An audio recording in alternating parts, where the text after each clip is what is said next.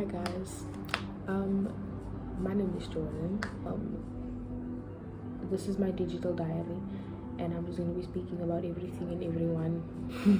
So let's get started. I feel like emotional intelligence. If you see me looking down, it's because I'm reading from a script.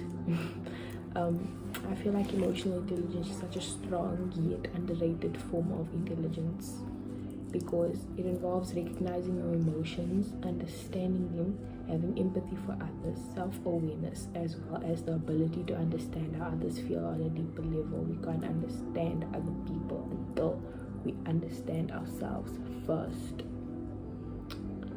Do you hear that?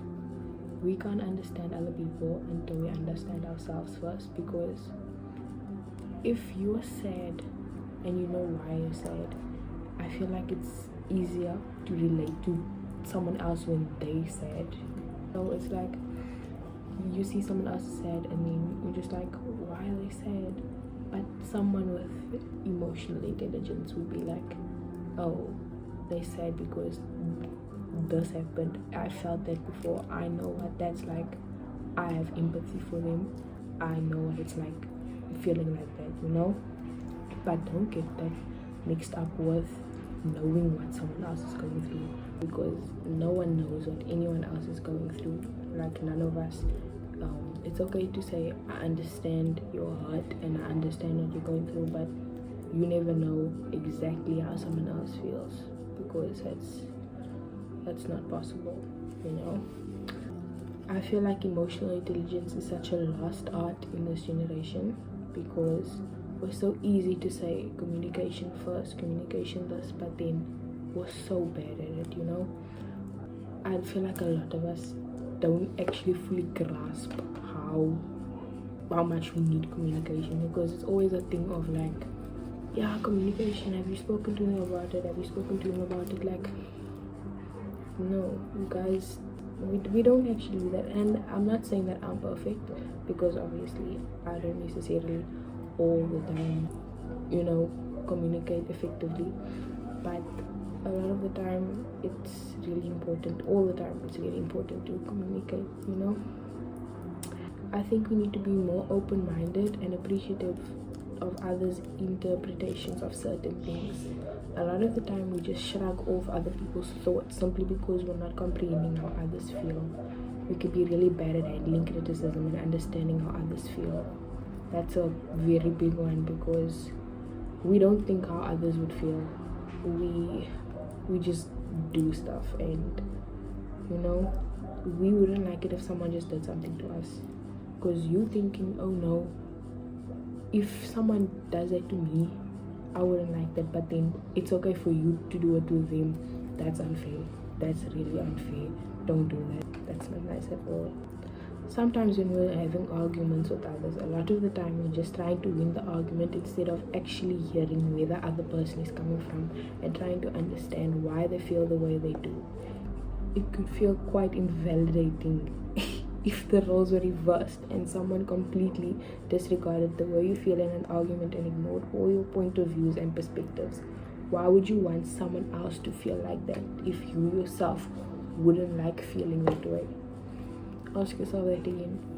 You know, like a few years ago, there was this person that commented on my appearance a lot and told me how ugly I was a lot. And you know, I thought, damn, I wouldn't want someone else to feel that way, the way that person made me feel.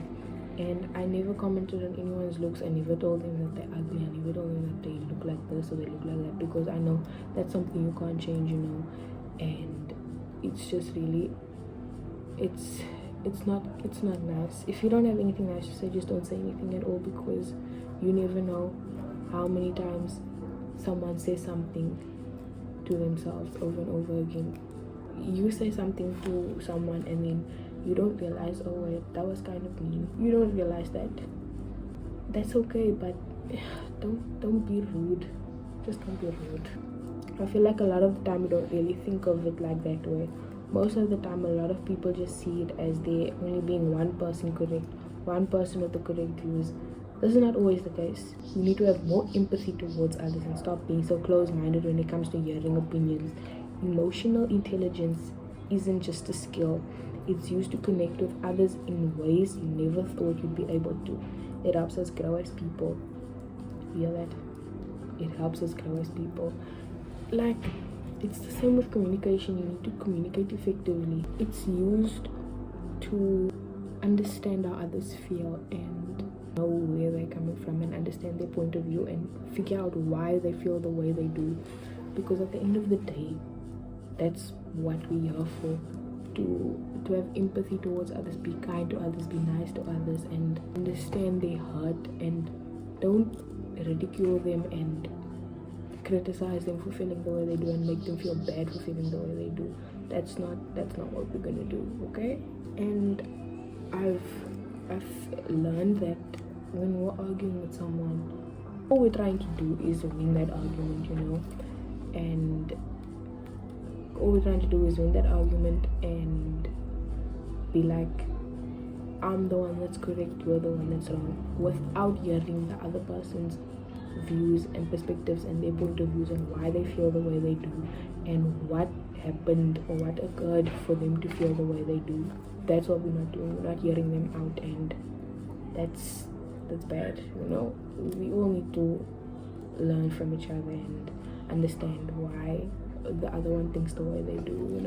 Emotional intelligence also helps us build meaningful relationships with those who we surround ourselves with. So we need to build meaningful relationships with everyone around us, and especially our parents, our siblings, school friends, family friends, cousins, family friends, everyone.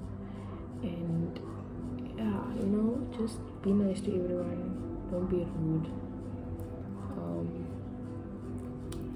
That's about it.